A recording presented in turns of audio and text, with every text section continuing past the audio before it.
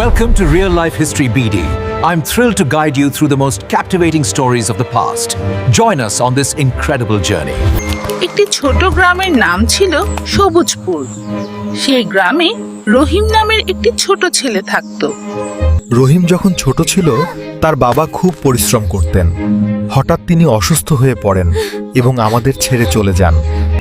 হে আল্লাহ, তুমি আমাদের এটা কি করলে? আমরা এখন কিভাবে বাঁচবো? বাবার মৃত্যুর পর রহিম আর তার মায়ের জীবনে নেমে আসে ঘোর অন্ধকার। তবুও হাল ছাড়েননি তারা। অনেক পরিশ্রমের পরও তাদের পরিবারের কষ্ট দূর হয়নি। রহিমকে প্রায়ই এভাবে মালপত্র বহন করতে হতো। একদিন রহিম স্কুলে যায়। রহিম, নিজেকে বিশ্বাস করো, তোমার যে কোনো কিছু অর্জন করার সম্ভাবনা আছে। তারপর থেকে রহিম ঠিক করলো, যত কষ্টই হোক সে পড়াশোনা ছাড়বে না।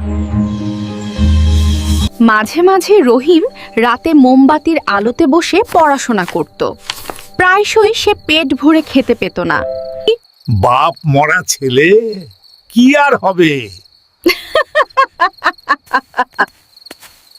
কিন্তু রহিম গ্রামবাসীদের কথায় কান দেয়নি।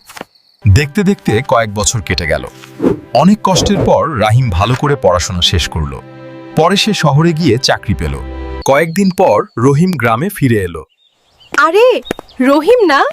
অসহায় ছেলেটা সত্যিই অনেক বড় হয়েছে। মা, তোমার কষ্ট আজ শেষ। তাহলে বন্ধুরা, আমরা এই গল্প থেকে এটাই শিক্ষা নিলাম, জীবনে যত কষ্টই আসুক, ধৈর্য আর পরিশ্রম থাকলে একদিন সফলতা অবশ্যই আসে।